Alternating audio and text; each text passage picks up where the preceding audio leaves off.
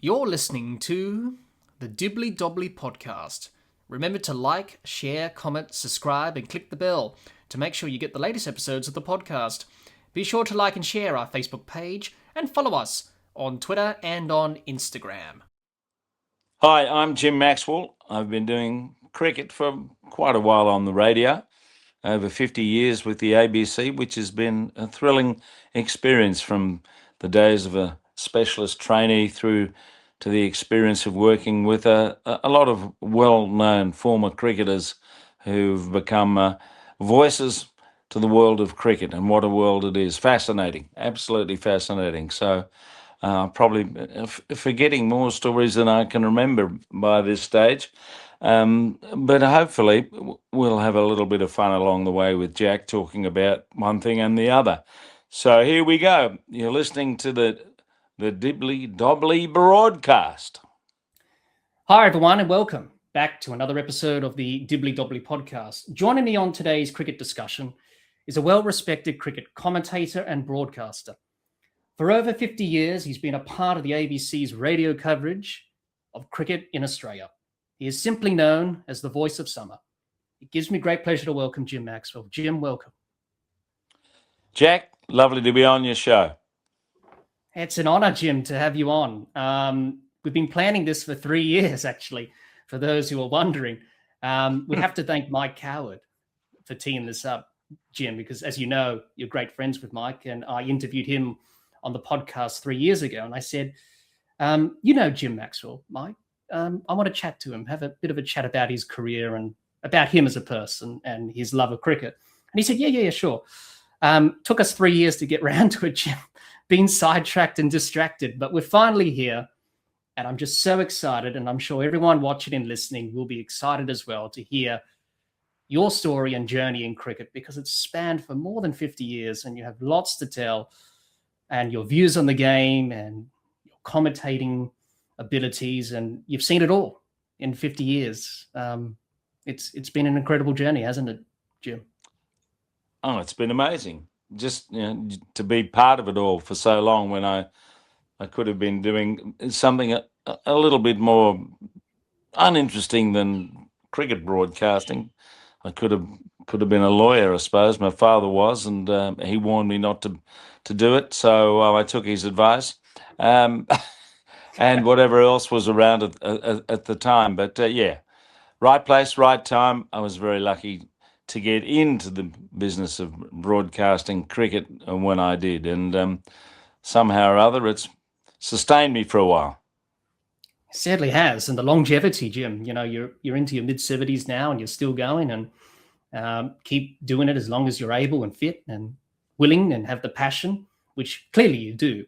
And you can sense that from when you commentate, especially during this Ashes series. You were your usual self and up and about and chipper and really enthusiastic about what was a really disappointing series in the end, which we'll talk about a bit later on in our chat. But it's certainly a career to be proud of, and to be proud of the things you've achieved as a broadcaster, but also bringing happiness and joy to people's lives as well, which is what it's about when it comes to sport and cricket, and those two go together very well.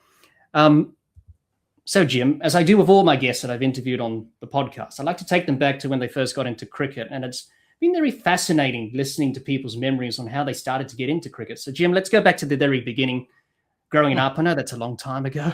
Time flies. What were your earliest memories of watching, playing, and even going to the cricket? And who were some of the cricketing idols that you looked up to growing up? Well, it was my father who introduced me to the game. He used to play every Saturday in the city and suburban competition, as they called it to this day in Sydney.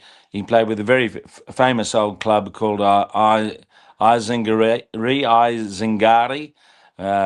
which is an Italian gypsy term for the Wanderers. And they started originally in England a long, long time ago. They'd have to be one of the oldest cricket clubs in the world, and they started in Australia in the 1880s. They were actually a team that existed as an entity in Sydney cricket before grade cricket started. So a long history. Anyway, he used to play every Saturday. He used to bat and bowl to me as I was growing up in the backyard. I used to play out on the street with the kids and everything else. And he was also a member of the Sydney Cricket Ground, so I used to go out with him from about the age of 7 or 8. I spent most of those early years just picking up soft drink bottles that were empty and getting threepence for each one. 4 threepences got you a shilling, which was a fresh bottle. So I sort of vaguely remembered doing that before I started to actually watch the cricket, and that would have been late 50s. My earliest memory of watching players and thinking, that's Norman O'Neill, that's Richie Benaud, was probably late 50s, early 60s at Sheffield Shield. We didn't have a lot to watch in those days because there were seasons where there were no visiting teams.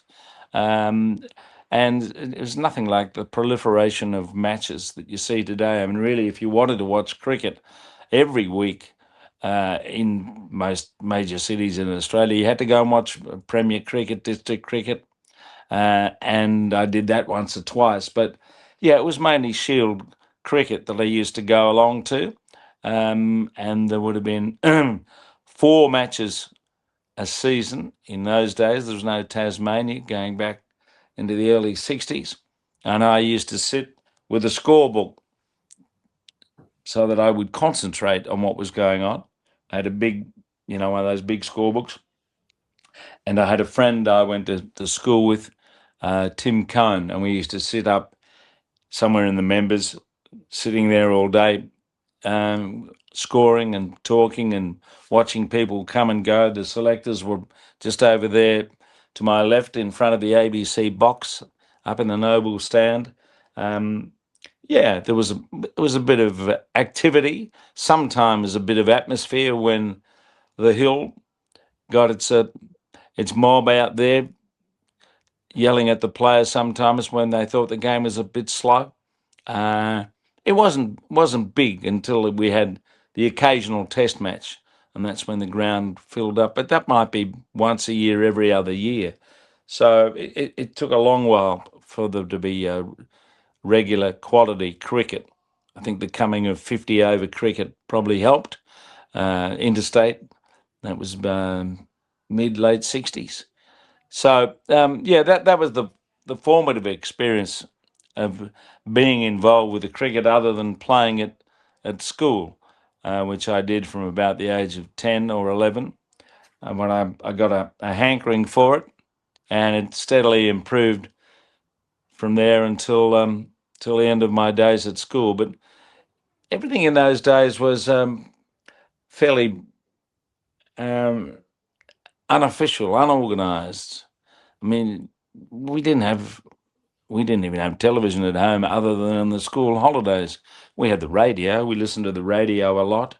The idea of doing things was probably going to the circus, maybe going to, when I was very young, pantomime, something like that. Having a milkshake was a big experience if you could find one. So we were self-sufficient. I used to pick the passion fruit off the vine at the back of the house and try and sell passion fruit milkshakes, but I wasn't very successful, so I normally ended up drinking them all. I used to ride on the truck with the milkman every now and then, and he'd give me a thing of flavoured milk as a reward for helping him deliver the milk at about 6 o'clock in the morning. Yeah, they were very simple. You could say naive, but we didn't know anything else in those days, and we just went about the business of having fun and going to school. The simple pleasures of life. There were very few cars around, so you could play on the street, and we used to play football, cricket, up and down the street because we didn't have to worry about smashing the window of many cars. If there were cars around, we'd move off and play somewhere else or go down the park.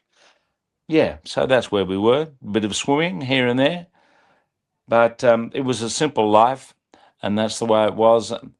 Well, until I left school, I suppose, and then things started to slowly change because I was in the position of trying to work out what was going to happen next.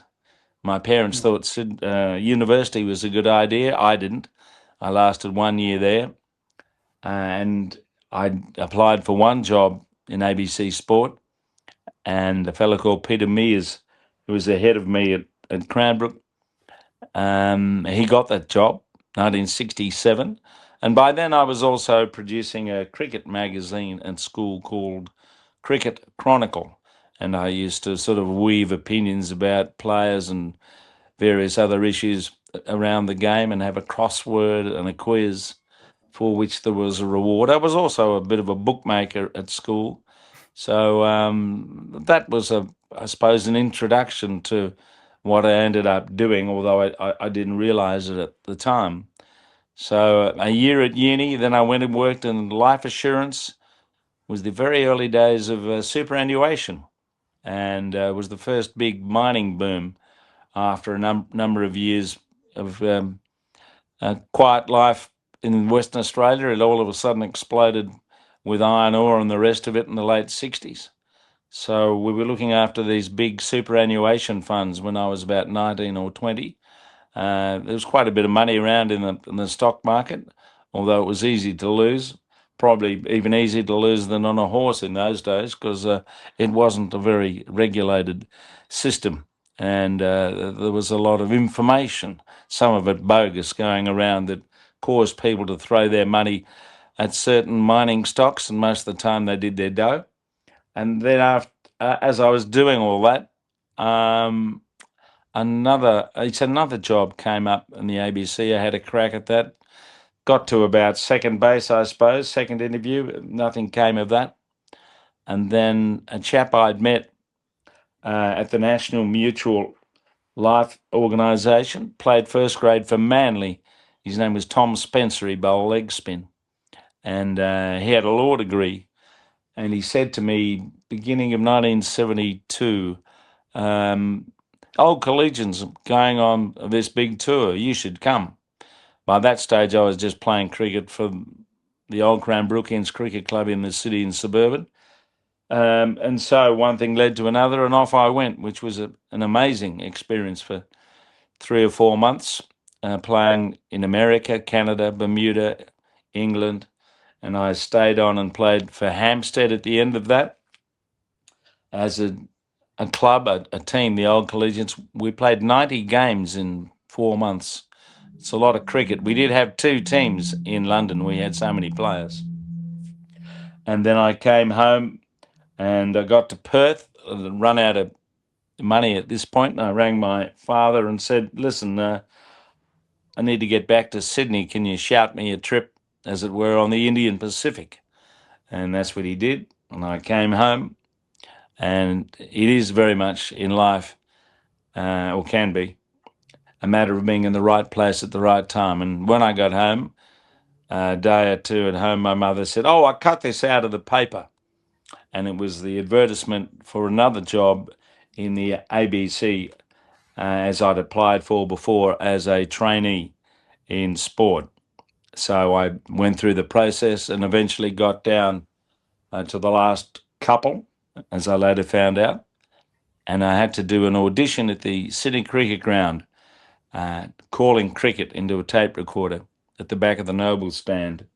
And it was when Bob Massey and Johnny Watkins put together a partnership that saved Australia, turned the game around. 88 for the 8th wicket, something like that. Anyway, I did that. And then, having gone through all these processes, on April the 6th, 1973, I started work in the ABC as a specialist trainee sport. So that was the beginning of it all. And I'm sorry I'm a bit long-winded, but that pretty much sums up how I went from being a kid who played occasionally on the street and in the backyard to becoming an employee of the ABC, starting this long journey as a commentator. and within 6 months, I was on the air doing Shield cricket, and New Zealand playing New South Wales is a game I do remember. That was the first one I actually worked on. So things happened quickly once I got to where I thought I could do something worthwhile. Yeah, definitely. It's sort of the sliding doors moments in life, isn't it, Jim? Right It place, is. the right Yeah. time. Yep. And maybe you should, look back on that moment with your mother with that newspaper clipping, sort of change the path of your life, really. When you It look at did. it. It did. I owe my mother a lot in what she did for me, nurturing and trying to encourage. She didn't always have the right idea as far as I was concerned, but she certainly invested a lot of emotion and advice into what she was doing. Yes, definitely. What was it about sports broadcasting, Jim, that made you want to do it? Was it doing that magazine when you were a kid, the cricket magazine that you had? Was it listening to sport on the radio or watching or playing sport yourself? Was that the motivation, to enter the world of media and cover sport and, be passionate about so many different sports that you had, your eye on? Yeah, I think there was something in the DNA. My father, when he was at uni, I never saw it. It was before my time, and it was before the war. He did a lot of acting, Sydney University Dramatic Society. So perhaps there was something there, and given their very strong academic and my father's case classical background, there was quite a bit of word power going around the table, and perhaps somehow that influenced me, and I got this passion for playing the game of cricket, but also thinking as I eventually got to a point of working out what I could do, that perhaps the business, the business of just doing cricket commentary, of trying to do it, of trying to come up with a variety of diction language that made it all work, was enticing. Was really what kept me going, and I never really thought until it happened that I'd get that opportunity, because it's a pretty small world out there.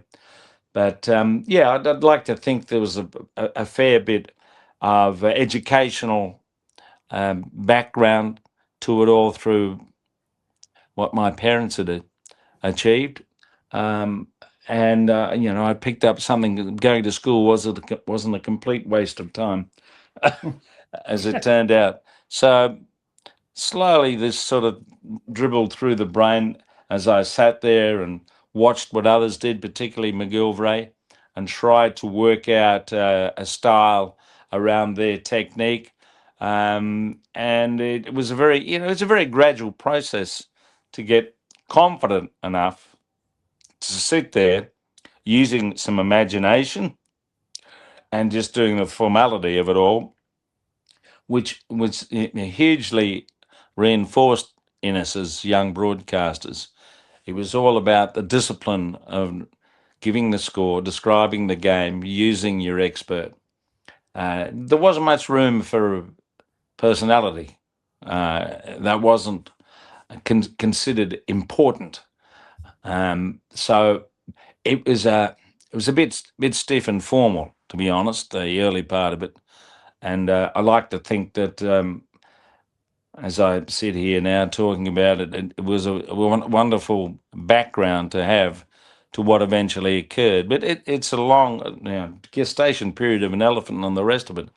I think it takes a long time to perfect a technique that you're confident with, particularly if you're doing something with people who are much better accomplished, much more accomplished than I am at playing the game that I enjoyed so much. So you had to be respectful. Lindsay Hassett sitting there, and who was this bloke? Jim Maxwell. Who's he? Anyway, it took a while. It took quite a while, really, to develop a technique, style that got me to a position where I was confident enough to be doing the job well. And that actually probably took a lot longer than I can remember. Now that I'm thinking back, and it's over 50 years, Yes. I reckon it took at least 20 before I could consider that I had the hang of it. So yeah, and I was doing other sports as well because that was the requirement. You didn't just have a job as a commentator for one sport. The ABC wanted you to be versatile because they covered a lot on TV in those days, and then radio too. But radio's a more enjoyable medium than television in many ways because you've got more control over it, and you don't have to, as Brian Johnson says, the trouble with television is there's, as you can see, there's a bus coming down the road. So what do you say? There's a bus coming down the road.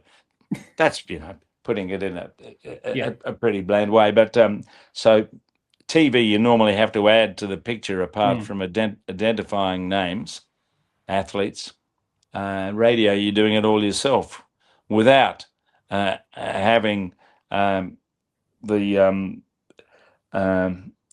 necessity of referring to what's on the screen most of the time, or adding to it, which is a skill in itself to do that. But yeah, so radio became the main medium, and the more the ABC changed over the years, that's definitely the case.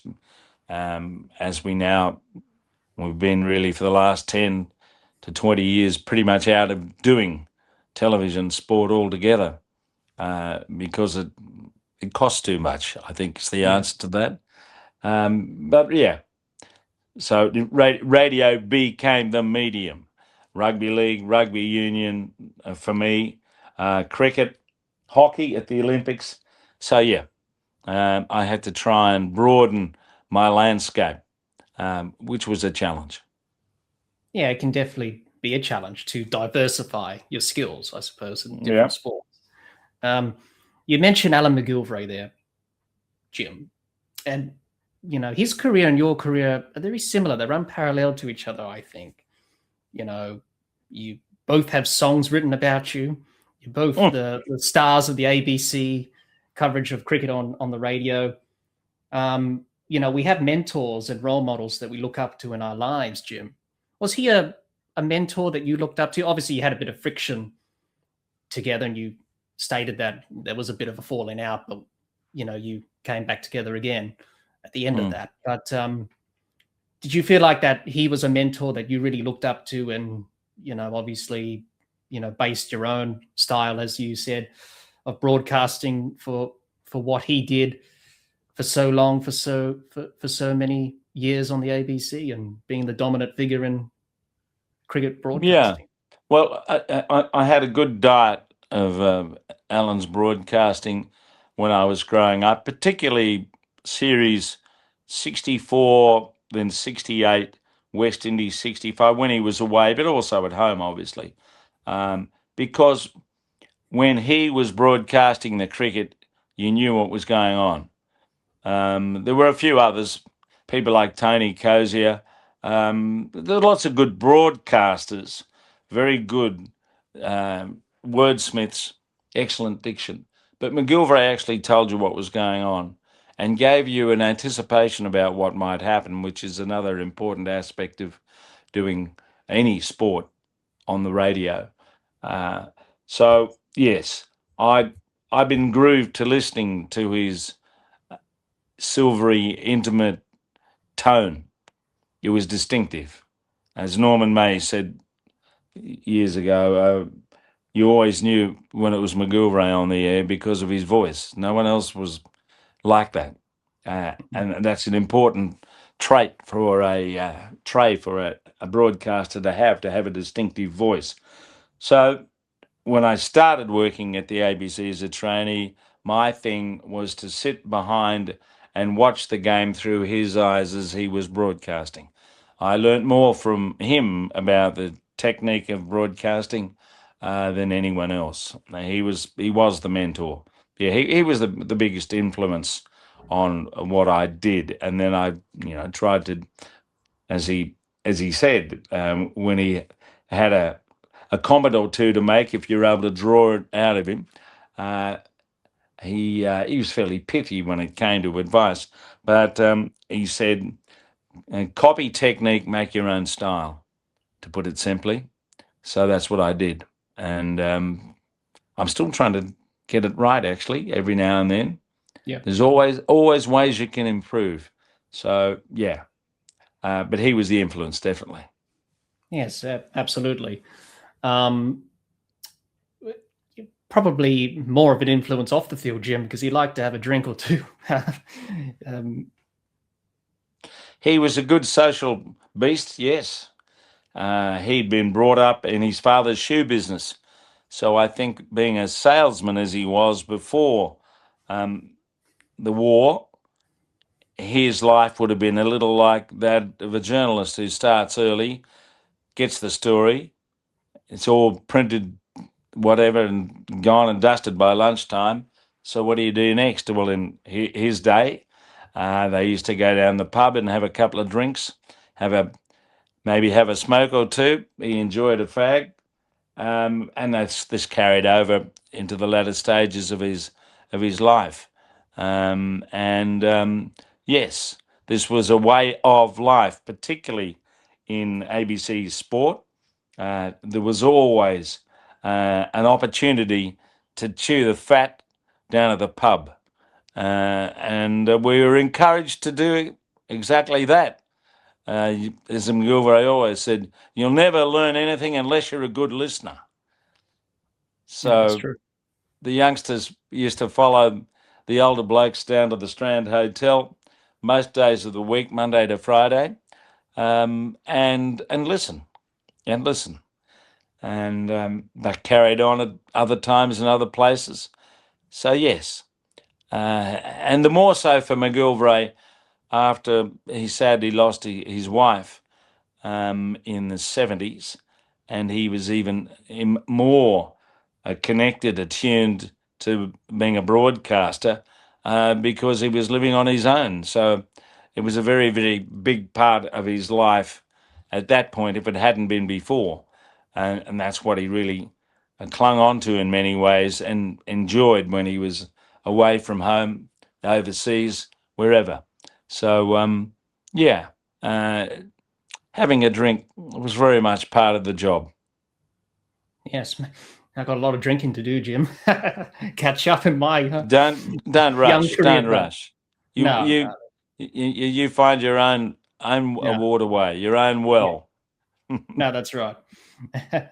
Times have changed, obviously, in this modern era of society and the world. But it's sort of like what you do when you play cricket, Jim, afterwards. You just sat and listened and talked and learned from others. It's no different to broadcasting, as you mentioned there, really, isn't it? Very similar.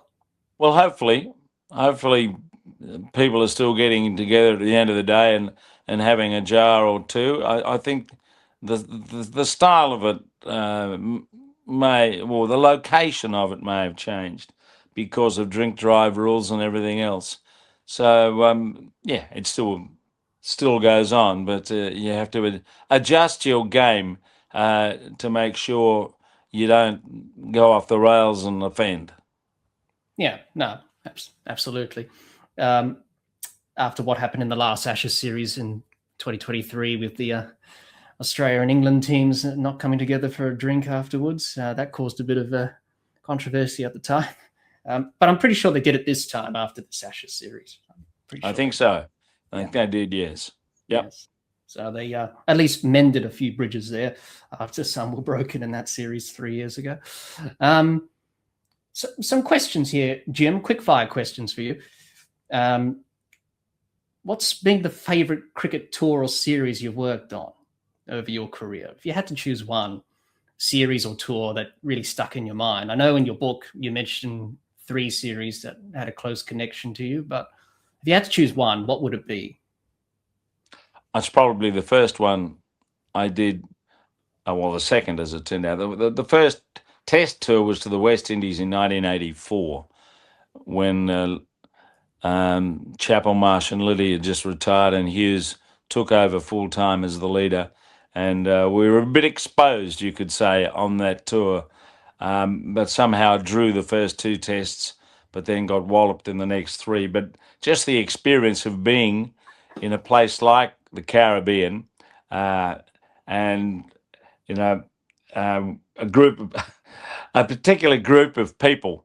It was also the last tour for the afternoon newspapers.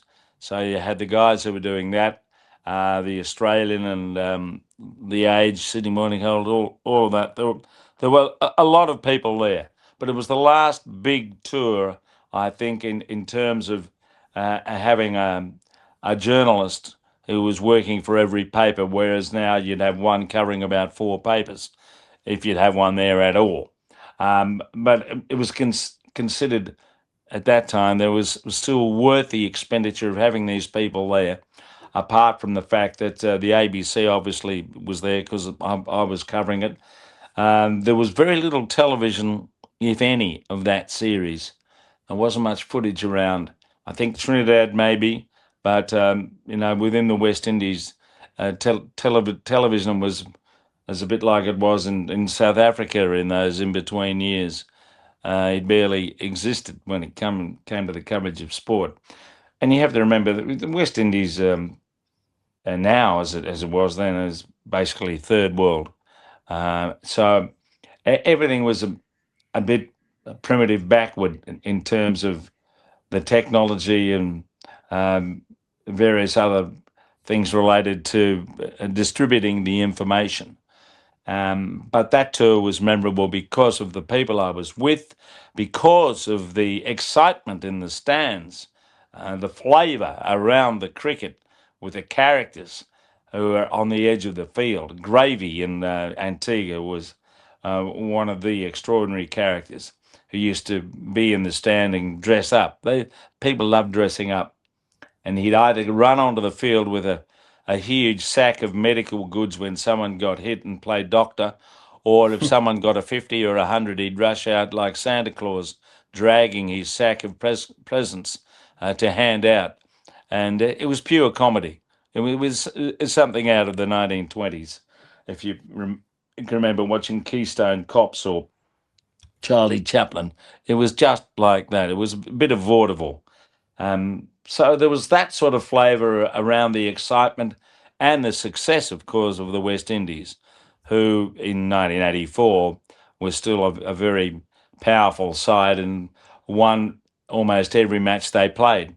And that persisted for, up until the mid-90s when they lost the Frank Worrell Trophy in Jamaica.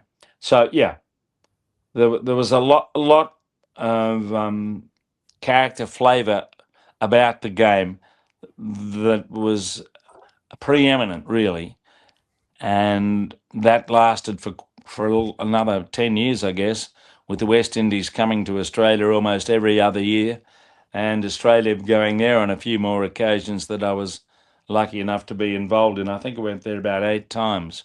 So by the end of that process, the last time I went, it wasn't as exciting because the West Indies were losing and the crowds weren't attending and so on. But it was an era, a wonderful era, and I was fortunate enough to be part of that in 1984 and subsequently tours to England and South Africa have probably been the ones that have stood out, other than India. Of course, India going there, that was also a great experience, particularly 2001, when we lost a series that didn't seem possible to lose after winning the first test in 3 days, and then losing at Eden Gardens after forcing them to follow on, and then losing the last test in Chennai by 2 wickets. Wonderful series and a fantastic place to visit. In your face, but just extraordinary. The power of the game of cricket in India. Yes, definitely. They do love their cricket. Yeah. The Indians, they do it. Overwhelmingly, they love it. Yes, they do. Yes, which is great to see. Favorite cricket commentator that you've worked with, Jim, over your career? Who's been the one that you enjoy working with alongside of you? Oh, there have been a few. Looking at the sort of summarisers, experts, Peter Roebuck and Kerry O'Keefe would stand out because I did a number of years with both of them, 13 with Kerry, maybe a little bit more than that with Roebuck. I mean, there've been other outstanding experts around me, but some of them have been a bit fleeting in their comings and goings. But yeah, ball by ball, Jonathan Agnew, Chris Martin Jenkins, Tony Cozier, Fazir Muhammad from the West Indies, Harsha Bogle from India, Gerald de Kock, Neil Manthorpe from South Africa, Brian Waddle from New Zealand. Where else am I going? There's a cavalcade there, a cavalcade of people. And, more recently, I'd have to say that in terms of the energy and laughter in the commentary box, the group I'm now working with Darren Lehman, Jason Gillespie, Stuart Clark, and we had Phil Tufnell this year, and now Corbin Middlemass, Ben Cameron as the producer, Ali Mitchell. That's as happy a group as I've ever worked with on radio. Tremendous, but I've left a lot of names out there. But there have been a lot of them over a period of time. Yes, there has been. It's like picking your favorite child, Jim. You can't decide. But Agnew, is one of the longest sort of relationships I've had with over 25, 30 years, at least 35 years, to the point where I've stayed with him and I've just done this angel flight thing to raise money for charity for a good cause, flying around with him. So yeah, that's been an experience. And you're always meeting people with cricket. That's what I enjoy about it. And the more varied you can make the tours, the more interesting it becomes. Yes, definitely. Favorite cricketer that you've watched in your time? I know there's so many there over so many different decades and eras, but if you had to choose one that really stood out in that time. Yeah, well, Shane Warne stands out because he was a freak. I mean, we've had two freaks in our cricket history, Bradman and Warne. Warne could do things that no other bowler, certainly spin bowler, has been able to do. As great as O'Reilly and Grimmett must have been, and Richie Beno in his heyday. I mean, Warne, it's on another level completely. And I enjoyed being a commentator when he was at his peak, as were a number of other famous Australian players. Glenn McGrath at the other end. I think in tandem, the game probably hasn't had as good a pair of bowlers as those two. If you're looking for bowlers to absolutely suffocate the opposition into submission, they're the two. They're the two, definitely. And around them, I mentioned Ponting. There's been the War brothers. There have been so many good players. The Chappells going way back. And elsewhere, well, it's probably Tendulkar and Lara who stand out. I reckon that Lara was a genius. He could play 3 shots to the same ball. Tendulkar maybe 2. So there's not much between them, but Lara was a bit more attractive to watch, particularly when he was going as he did in 1999. And turned the series around completely in the Caribbean to the point that Shane Warne was dropped, so that they could get something different like Colin Miller bowling to him rather than having McGill and Warne. But yeah, but I've also enjoyed and enjoying more and more as I can see his career coming to an end now as Steve Smith. And not just because of the extraordinary Inspector Gadget movement in the field with his bat, but I think of all the players I've seen, have to be as close to Bradman as anyone in the way that he manoeuvred the ball and still does. And he can actually bash it over the fence. But in Test cricket, where you've got to take a little bit more time to ensure that you don't get out ridiculously, at his best, yeah, Steve Smith's in a place of his own, quite extraordinary. And you start to think in terms of, I've got to watch this more closely because I won't get more than another year or two now. So that's where you get to with very good players. The other one, of course, growing up was Sobers. I don't think there's been a better all-round cricketer. Jacques Kallis was very good, but nothing like Sobers. Sobers could bat better than anyone when he was on, and he could take the new ball. He could bowl wrist spin, leg spin, and all these fellas I'm talking about, like Smith and Sobers, the other thing they could do was catch. Oh, they're fielding. So yes, I'm sure I've left one or two out. Harvey and O'Neill going back, Benno Davidson, all the great New South Wales players I recall when they won the Sheffield Shield 9 years in a row. And that was a fantastic side. And it's no wonder that New South Wales have been the dominant state in Australia's cricket for so long. And that continues to a large extent when we look now at the quartet of bowlers who've dominated Australian cricket in recent years with Lyon, Stark, Cummins and Hazelwood. So, yeah, as I say, I'm sure I'm leaving players out. There have been lots of good ones. I think you've pretty much covered it, Jim. I think there's so many to choose from because they're all good in some way. But the ones you listed there were very good in their own right. Final one, Jim. Favorite ground that you've had the privilege of commentating at? I think we know the answer to this one, but... Well, just because of the lengthy connection, the Sydney Cricket Ground's high on the list. I mean, it's also a place where when I got married for a second time, we had the wedding at the SCG. And I've spent a lot of time in various forms up in a commentary box. I've played on the ground on a number of occasions. And yeah, it's special. It's special because all the ghosts, the spirits of the game are there. It's the only ground in Australia that still has the dressing rooms that were original. So you can go in there and, actually feel the ghosts of Bradman in the Australian room and W.G. Grace, whoever in the other room. And yeah, it's a very spiritual place, the SCG, even though a lot of the ground has changed.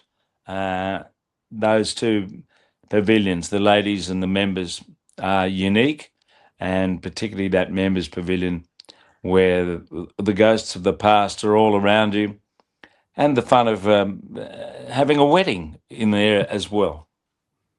Well, that's a good place. Plus, I should say, I've spent time there in dressing rooms while games are on of cricket, rugby league, and rugby union. So I've come to know the place pretty well. Yes, that spiritual connection is it's very strong. Is very strong, as you mentioned there, Jim. Before we move on to our next part of this discussion, Jim, you've achieved so much in your career, and you have moments like this to reflect and look back on a long career. What are you most proud of from your career, Jim? And do you have any regrets, if at all? No, I don't. If I have any, I'm not talking about them because I'm trying to be positive. Maxwell motto, Reveresco, I rise up, I go on. So you've got to operate on that basis. A few disappointing things have happened along the way, but I think I'm proud of the fact that I'm doing something that brings joy to other people.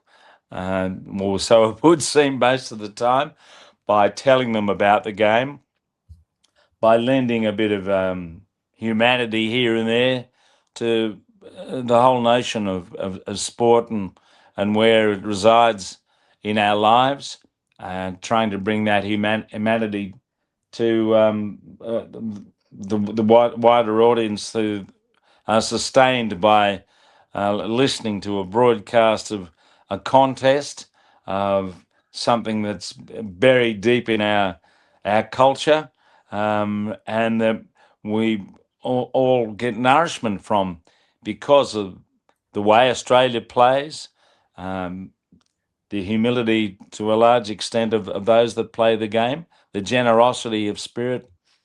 Yeah, I just like to think in terms of what I'm doing is benefiting someone somehow, some way out there, by describing a game that has become an institution in Australian life, and dare I say it, I think is still Australia's national game.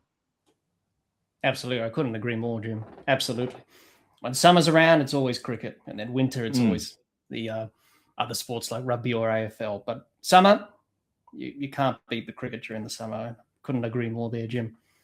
Now,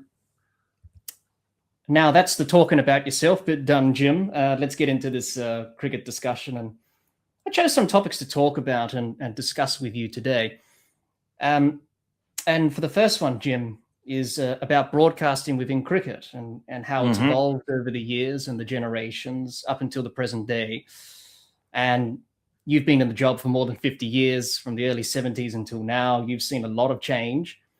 But going way back in the game's history, it's changed from radio, television, the way that journalists and people write about the game.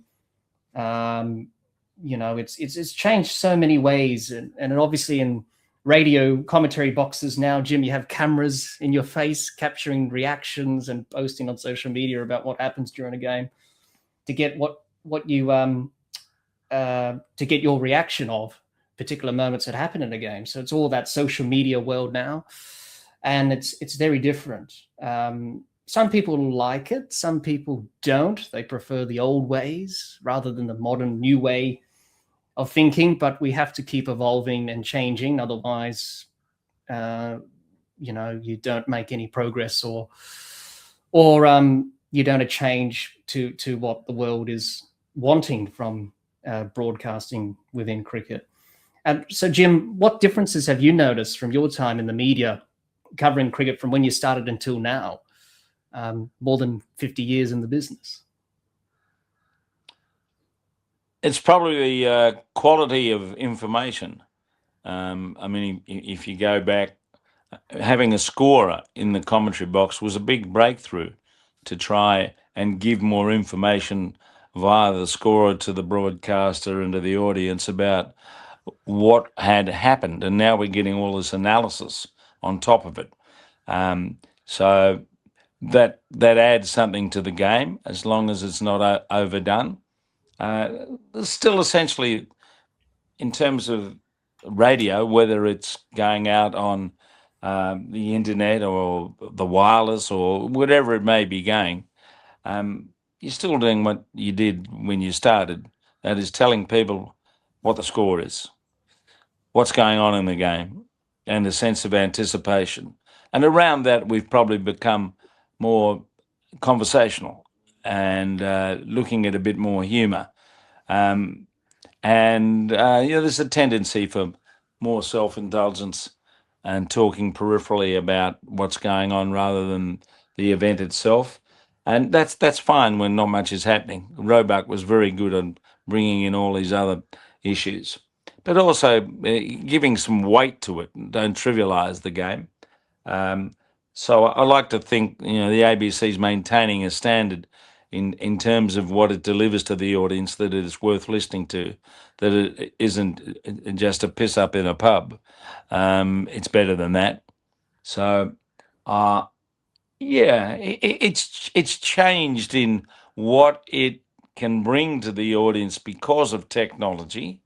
Like we take SMSs from people, emails, we got all this going on.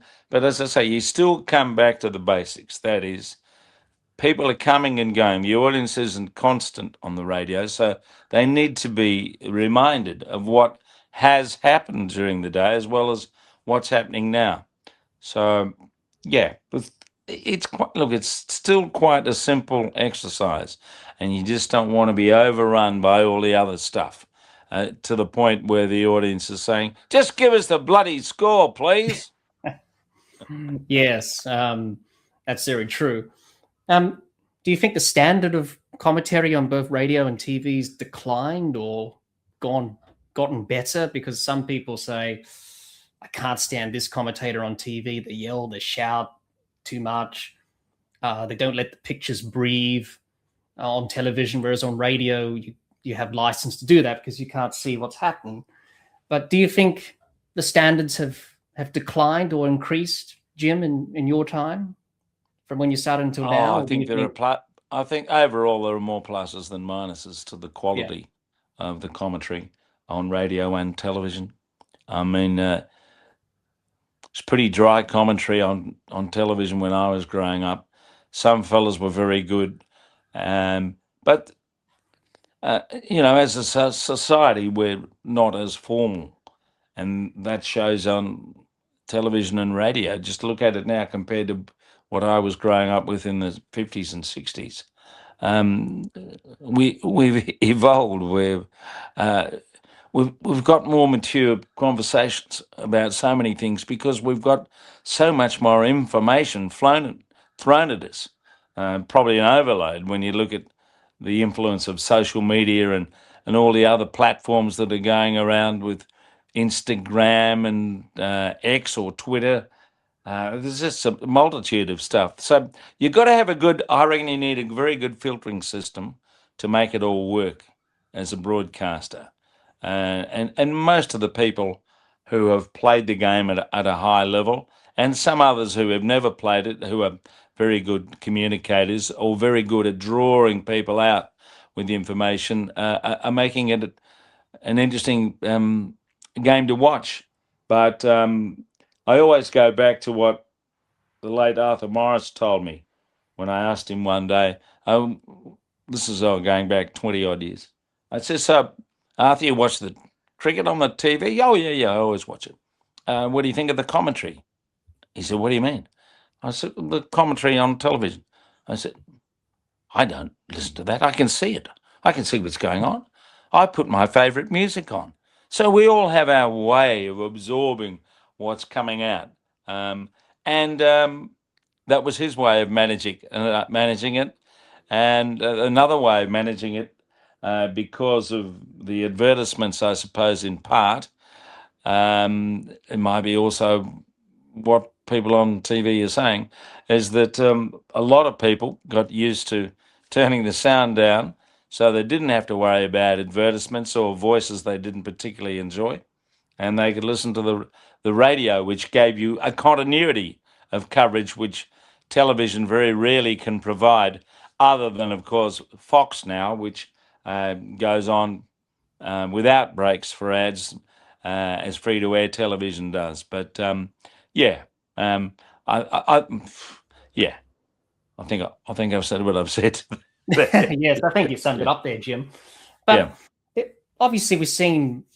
Whereas before it wasn't it was a rare occurrence. Non-playing commentators come into broadcasting like yourself and Harsha Bogle, and there've been few more since who've come into the role of commentator, because back in the day there were all former players that played at various up to a point. levels. No, the ABC always had on TV and radio the straight man, as it were, and someone who was there to manage the broadcast and give the essential information, and then hand over to Lindsay Hassett, Frank Tyson, back in the days, to give their analysis. So that's pretty much how it's worked and still does on radio in particular. Yes. What about former players that come from, stop playing, they come into the comm box and they give it a go, and looking from doing something different apart from playing the game, learning a different skill. I think when I interviewed Mike Coward, he said they're not produced enough in terms No, of. they're not. That's probably true. Yeah. Mm. Yeah. Would you say that? Well, look, it's not for me to say, but I think depending on the personality of the people who are on, if you get a dominant type personality in there, it's unlikely that a producer who doesn't know the game as much is going to say something to influence that person. But having said that, there have always been producers. David Hill was the number one on Channel 9 who used to, it didn't matter who was doing what. If he didn't agree with what they were saying or the way they were saying it, I think that was the thing to be considered. And that's where Benno was such a good influence on television, because he'd try and advise, moderate, if asked, the style of the ex-player's presentation to make it sound a little happier, more authentic, pleasing to the audience. You don't have to be shouting at them. You're just passing on information.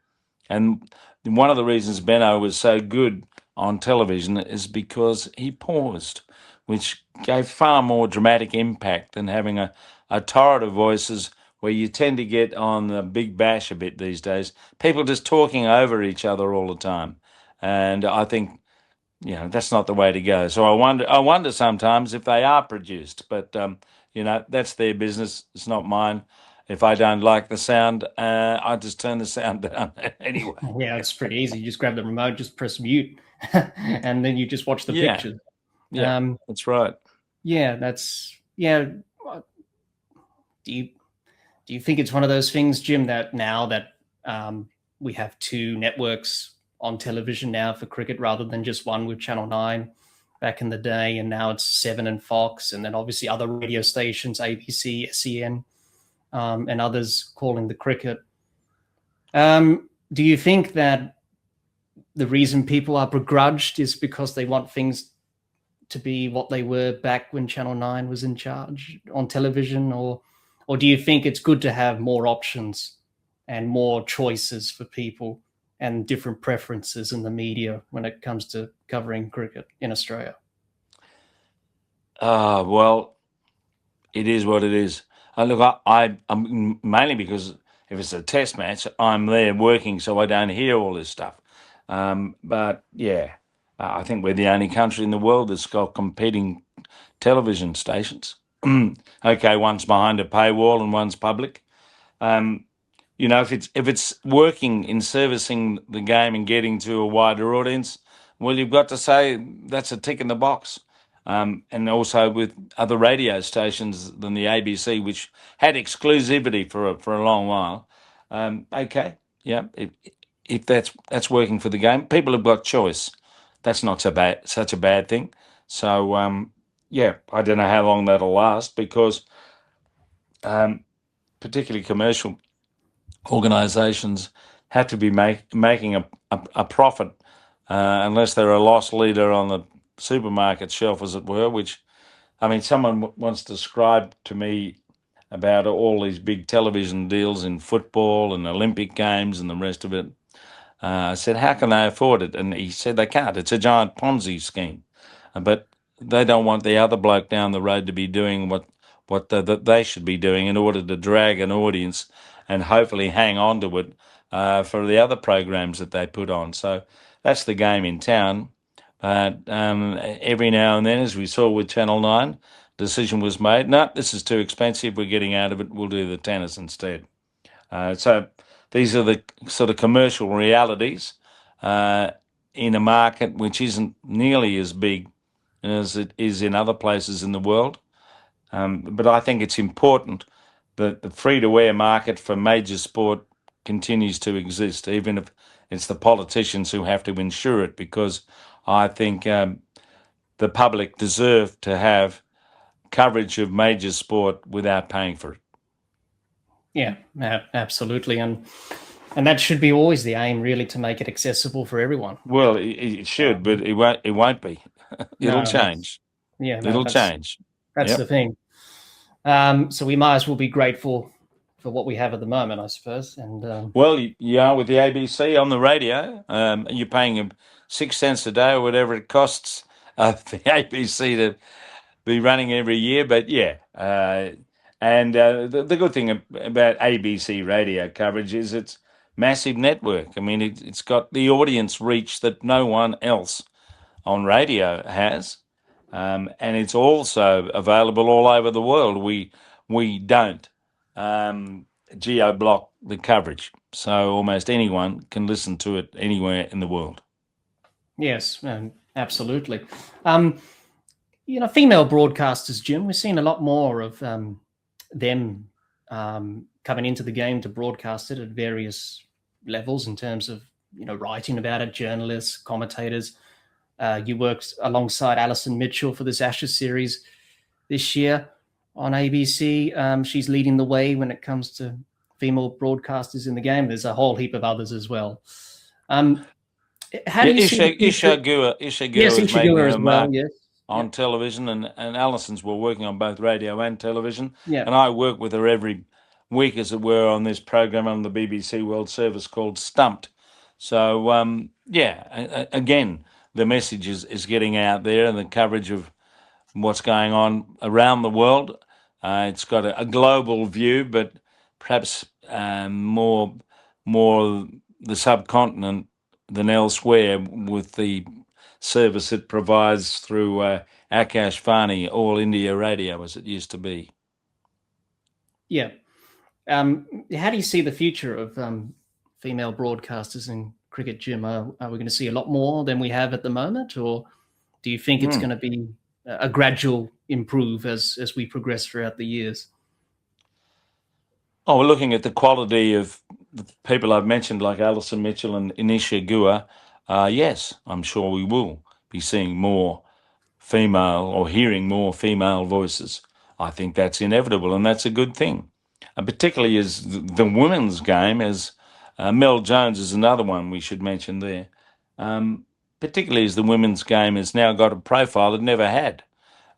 And in terms of where Australia sits at the moment, you could argue that the Australian women's cricket team is our most successful national team.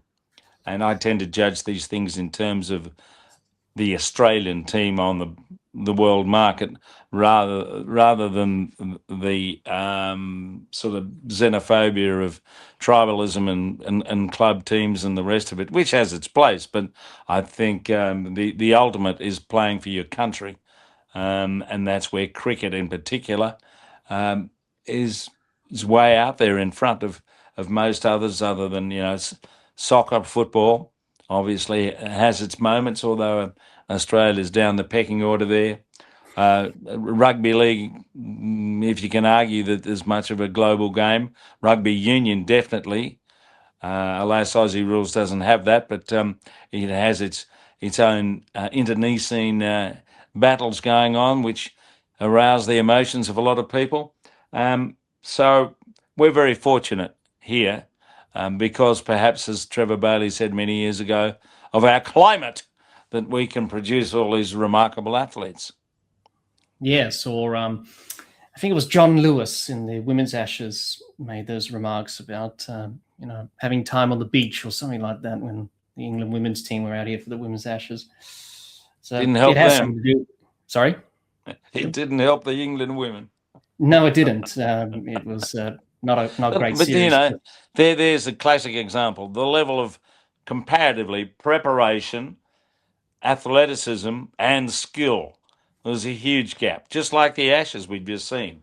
I think England conned themselves into thinking they could just turn up with limited preparation and beat us with their skill. Well, sorry, folks, it doesn't work like that.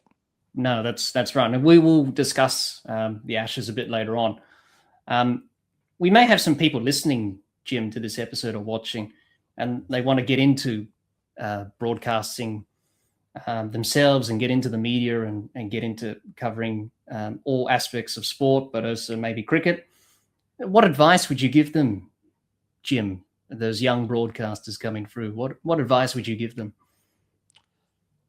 Oh well, you've got to find a supporter, a way of getting your message across to somebody. So it's a bit like the old salesman, I think, putting your foot in the door, trying to get to a place where you can be heard. And you need to be doing that by dint of what you can provide, your knowledge, your voice, the way you express yourself. Dare I say it, you almost need to be a little bit quirky, different, it seems these days. But it's just trying to find that entree, which is hard to do without, as I say, banging on the door. But at least these days you can do it yourself, as you are doing, Jack, by Yes. creating your own platform. So if you do it well enough to pick up an audience and find a sponsor or two, I suppose, to make the thing pay for itself, you're on the way. So there's probably more opportunity now than there was when I started. You didn't have any of these sort of vehicles to drive you into the marketplace that you do today.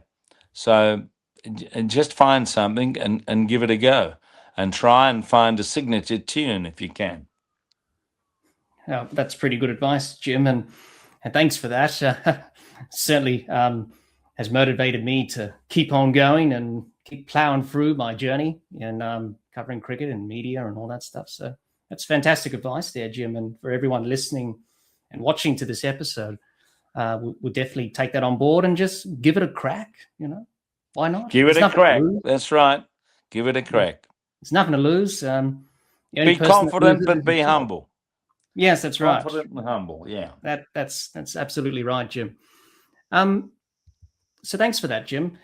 For our next topic, I thought we'd talk about international cricket and get your thoughts on that. As we know, Jim, there's so many problems with the international game, too many to list in this episode today. And the future of the three formats are questionable. You would have to say Test cricket is facing an uncertain future. Some people have said it probably maybe India, Australia, England playing in the years to come. Everyone else is struggling. And ODI cricket's sort of fallen away, Jim, apart from the World Cups, which we have one next year in South Africa, Zimbabwe and Namibia, which is great. And obviously you've had a long association with one-day cricket, Jim, in your career, but also covering World Cups. I think the first one you did was 1983 in England, and India won. Yeah. So that's sort of in the crossroads. It's in the middle. It's, apart from the World Cups, bilateral series don't really mean much really anymore.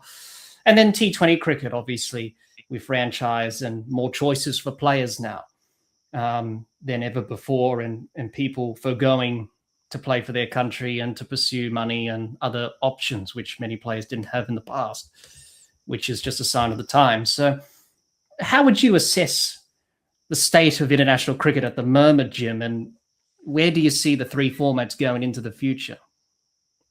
Oh, well, there'll be some change as we go. I can sit here as someone who's had a lot of experience watching cricket and enjoying Test cricket, but who's to say what the most substantive form of the game is going to be in another 50 years? Hopefully it's Test cricket, but that's me thinking. The next generation may have different ideas. The main thing is the game's never been as big and as bright as it is now. And we're sitting here talking about what's going on with the game and, how we're going to fit it all into the calendar and franchise cricket, pinching players from international cricket and so on. I mean, the diversity of the game is extraordinary. And we may have views about the administration of it and the fact that it's become too BCCI oriented, but we've got men and women playing. We've got the game expanding like it's never expanded before. We've got television coverage. You even find that under 19 thing if you want to get onto Prime and Paramount. You can find that to watch as well. So I think the game is generally in pretty good shape. Yes, there are some issues, and it's a good thing there are because it makes people concentrate and work on what needs to be achieved to improve things. As long as we get the game being played as busily as it is at the moment, it's going to survive.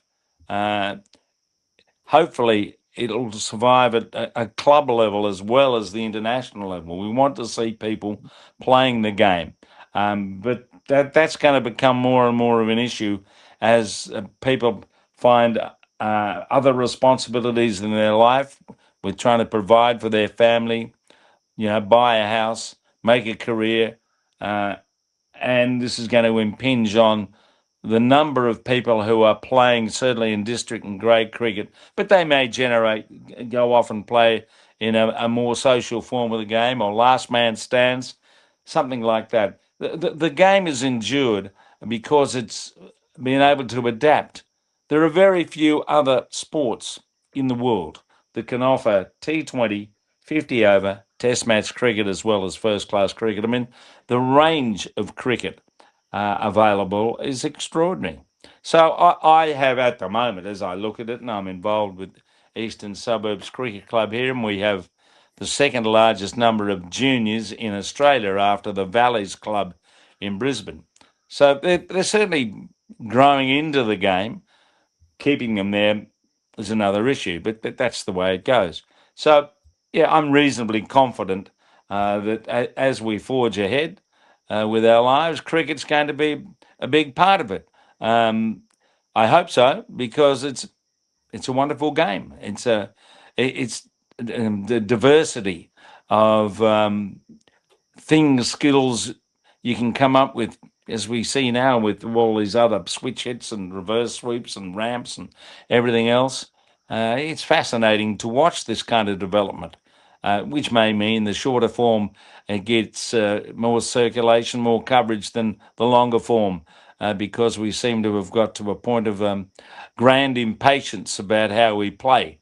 But, there may be enough players brought up to the game who'll be thinking that I want to play the pure form of cricket. I want to be able to go out there and enjoy competition in a longer form of cricket. And hopefully those that run cricket see that as well. It is a little bit of a worry at the moment that shorter form, T20 in particular, is going to rule a roost because of its massive commercial advantage. Yes, definitely. Or do you think at the time, Jim, when T20 cricket came along, do you think we got it wrong, or we just couldn't predict what was going to happen from those early days when it started in England until now, and then the IPL came along, and then now it's just blown up as it has? Or do you think it's just a way for countries to make money and support their own self-interest? Oh, well, yes, there'll always be self-interest. I think it's just the evolution of it. And people who are around it are going to have to measure how best to manage the game. And that could be an issue if you have a proliferation of just T20 leagues all over the world and nothing else. I don't think the game can survive on that alone. It needs something else to survive. And so that's where there has to be a little bit of selflessness and less concern about the financial aspects. They're important. But yeah, we'll see how people measure it in the future. But that's what needs to be done to sustain the game as the sort of unique, remarkable game we love so much. Yes, let's hope that's the case. I think when I interviewed Bharat Sundaresan this time last year, Jim, and I talked to him about international cricket, he said the same thing. It's just we've got to get used to it. This is the new normal of cricket now, with the way it's been run, and it's all that stuff. So people just need to sort of accept it, really, and just accept for what it is, because it's just the changing landscape of the game, but more importantly, the world and probably other things as well associated with it. So, it's just the way it is. But we hope that Test cricket, ODI cricket, and T20 cricket can coincide with each other for years to come and work together. But at the moment, there's some problems to iron out there, here and there, and some other problems the ICC will probably need to work out themselves if they can work together. There are always going to be problems. There are always going to be issues. No, that's right, Jim. Definitely. Look at India at the moment, and if you're a Pakistani or a Bangladeshi, you can't play in the IPL. You've got all these things going on around the game because of discrimination or religion that plays its part too. So we need to have a broader based management of cricket than we do at the moment, because it's going to shut people off from the game, and that's not a good thing long term. No, that isn't. Let's hope that's not the case, Jim. And it was good to hear your thoughts on international cricket there, Jim. Hi, everyone. Hope you enjoyed part 1 of our cricket discussion with Jim Maxwell. I hope you enjoyed hearing Jim and I discuss Jim's cricketing commentator journey, broadcasting within cricket, and international cricket. Stay tuned for part 2 of our cricket discussion with Jim Maxwell.